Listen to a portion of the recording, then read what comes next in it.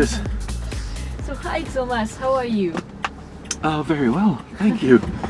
We are super happy to have you here with us today.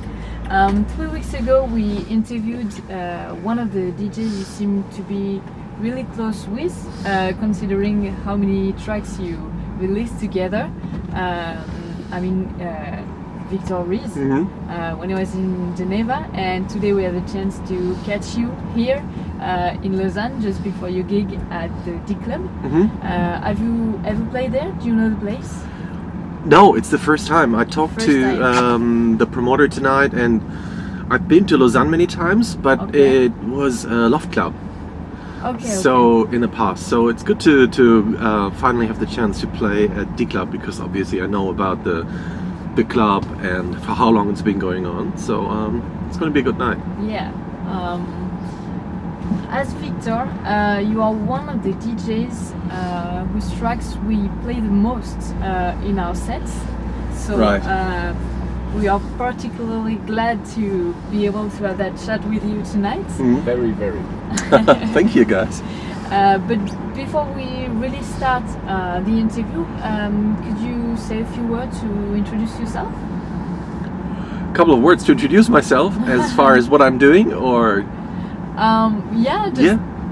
whatever seems Thomas Schumacher, you know. Who you are. That's my name. Been doing techno, like as in DJing and recording music for quite some time. I started DJing in 1989.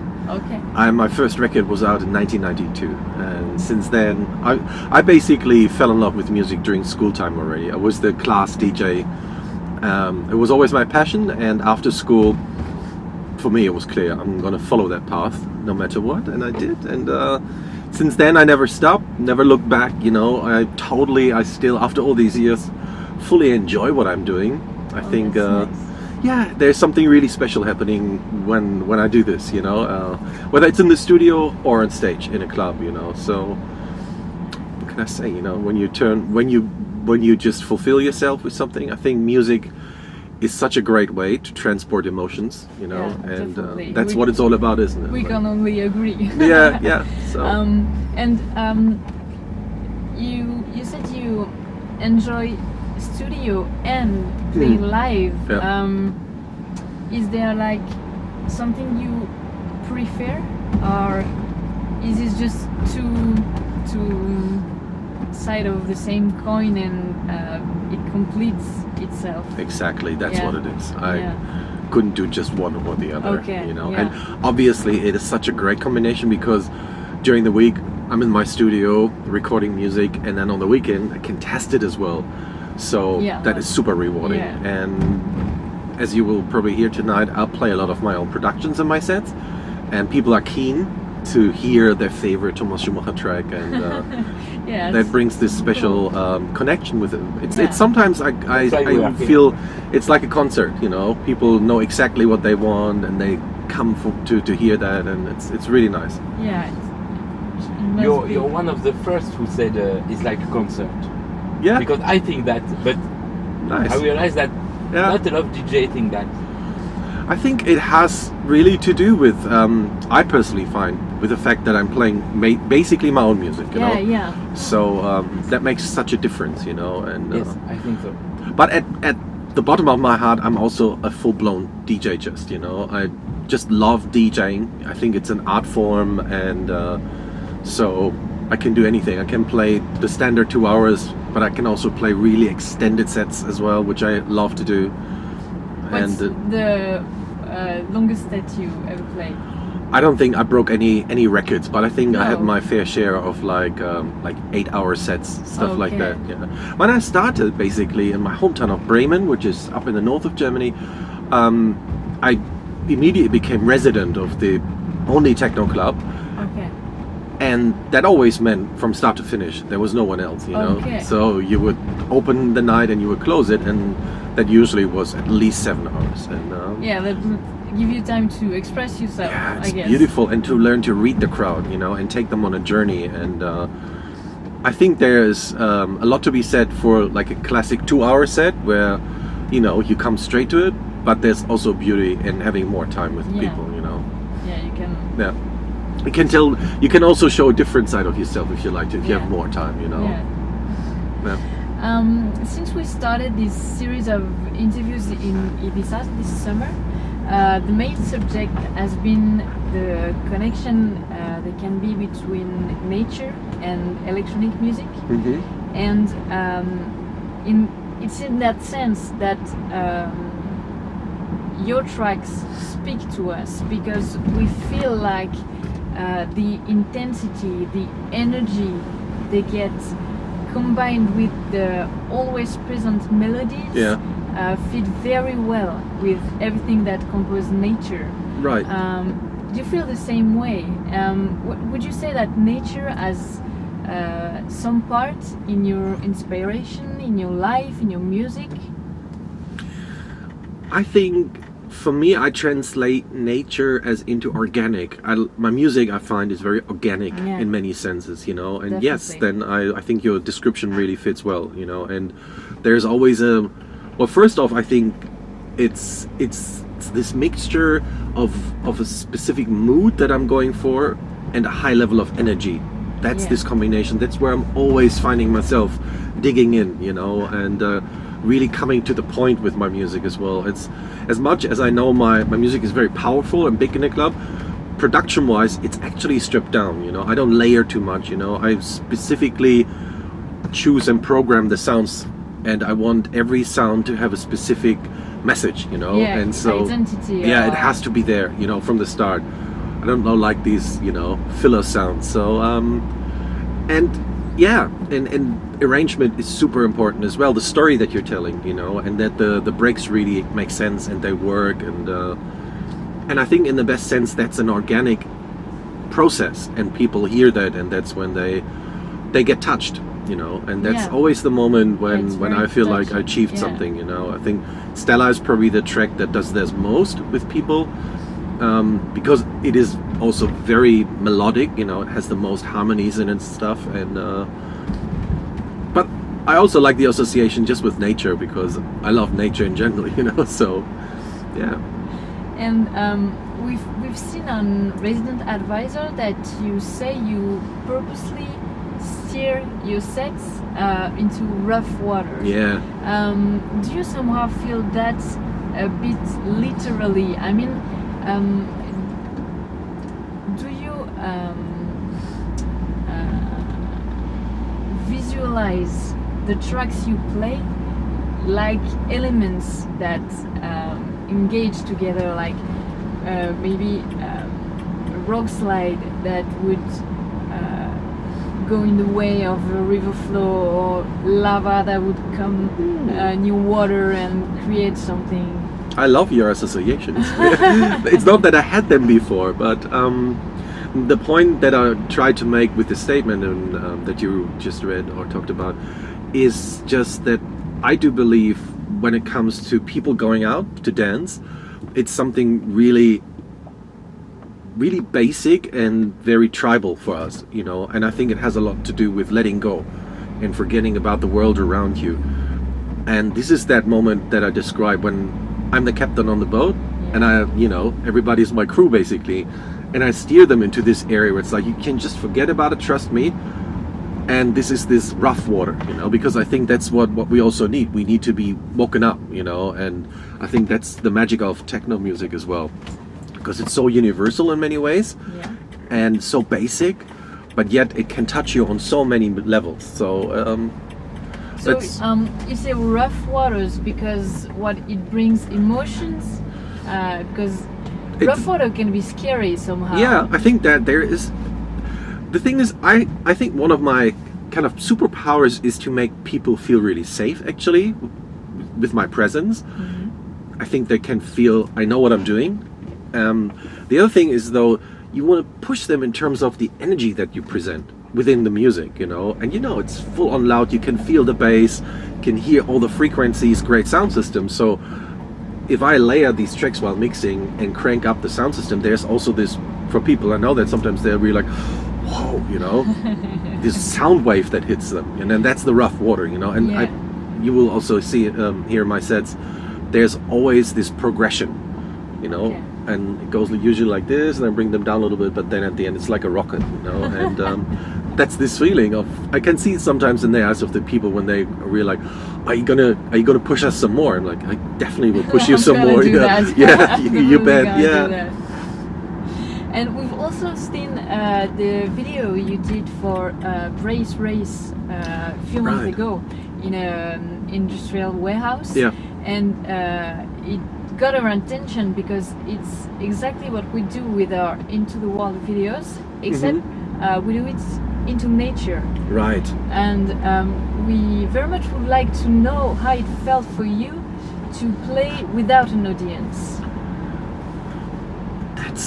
That was really one of a kind experience for me, because I mean, I had done a couple of studio sets sometimes, you know, with video cameras and stuff, or film crews, but being in such a huge warehouse, industrial hall without anyone, and there could have been at least 10,000 people in there, you know. I thought it was perfect. It was just so unique, and because it gave so much space to the environment and this building, which in a way, because it was so abandoned, it was almost like taken over by nature again, also the outside, you know. And it gave the complete space just to the building and the music, and I think that's why it touched people so much, you know, and I got such incredible feedback on it. The other thing was, it was so cold on that day. It was one of the coldest days. I mean, I usually always dance when I'm DJing. I can't help it, but specifically on that day, you had to move yourself, you know. And but it's interesting because I read a lot of comments about it, and there were still a few people who said, "Where are all the dancers?" You know, but that was not the concept of what they do, you know, because the crew that invited me, they really work hard on finding these specific locations, and they want the location and the music to be the star, you know. So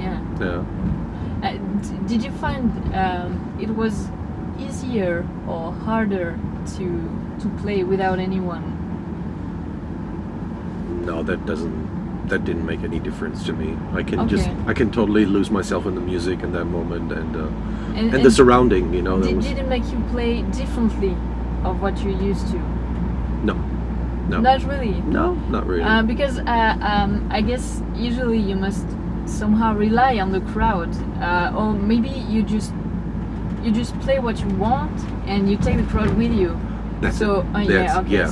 I understand why you say it makes no difference. Yeah, and in many ways, like, there is this imaginary crowd always in my head, you know. So because for us, the fact that we play without an audience make us feel like it's a greater challenge somehow, because when you have the crowd in front of you, it's there to reassure you. You can see people are liking what you do, and when you're alone with yourself, well, you're the only one you need to please, and to please oneself is like the most difficult thing in life.